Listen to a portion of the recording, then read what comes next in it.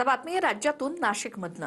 नाशिकमधल्या खड्ड्यांमुळे 5 महिन्यात 4 जणांनी जीव गमावल्यानंतर महायुती सरकारमधल्या 2 मंत्र्यांमध्ये जुंपली।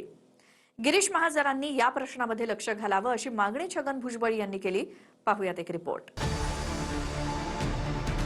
नाशिकमधल्या खड्ड्यांमुळे 5 महिन्यात 4 जणांनी जीव गमावल्यानंतर महायुती सरकारमधील 2 मंत्र्यांमध्ये जुंपली आहे। कारण खड्ड्यांमुळे झालेल्या मृत्यूंना महापालिका जबाबदार आहे की कुंभमेळा प्राधिकरण हे स्पष्ट करण्याची मागणी छगन भुजबळांनी केली आहे। महापौरांचं कुणीही ऐकत नसून गिरीश महाजनांनी या प्रश्नात लक्ष घालावं असं भुजबळ म्हणाले।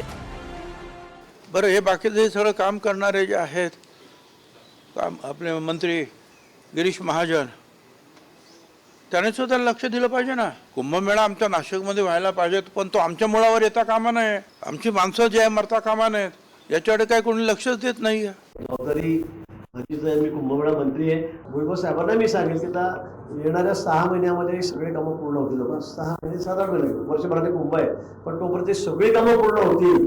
बाकी रस्त्याची सगळी बोंबाबोंब चालली आहे, लोक रडतायत, अपघात होत आहेत, कोणी मृत्युमुखी पडतंय। मला वाटतं हे आता पुढे अजिबात खपवून घेतलं जाणार नाही।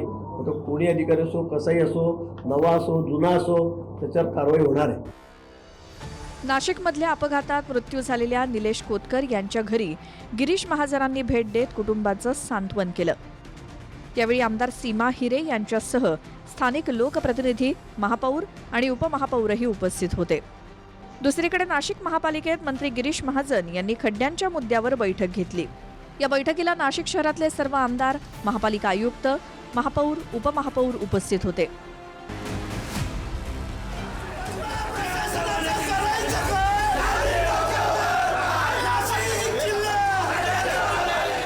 महाराष्ट्र नवनिर्माण सेनेनं खड्ड्यांच्या मुद्द्यावरनं मंत्री गिरीश महाजन यांच्यासमोरच आंदोलन केलं।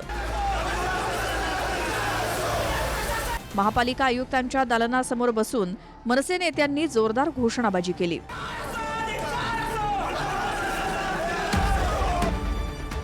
सिंहस्थ कुंभमेळ्याच्या कामांसाठी शहरातील अनेक रस्ते खोदण्यात आलेत। तेच रस्ते माती आणि मुरुम टाकून तात्पुरते बुजवले जात आहेत। मात्र 5 बळी गेल्यानंतर नाशिक महापालिका आणि प्रशासनाला खड्ड्यांच्या मुद्द्यावरनं जाग आली आहे। पवन येवले, TV9 मराठी, नाशिक।